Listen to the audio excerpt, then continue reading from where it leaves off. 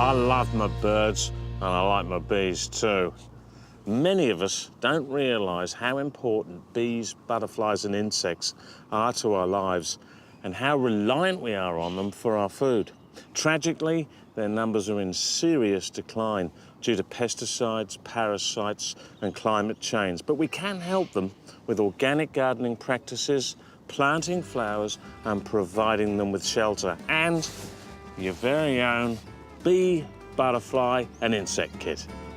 In the garden, bees, butterflies and beneficial insects play a vital role in pollination, transferring pollen from one plant to another.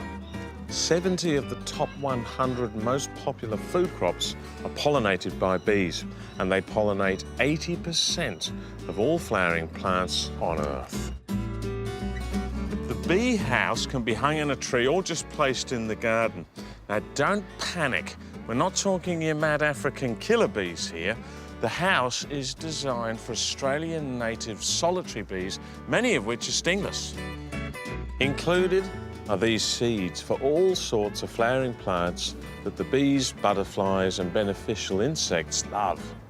Plant these around the place and watch your new winged friends arrive. It's a beautiful thing. It gives a whole new meaning to Airbnb.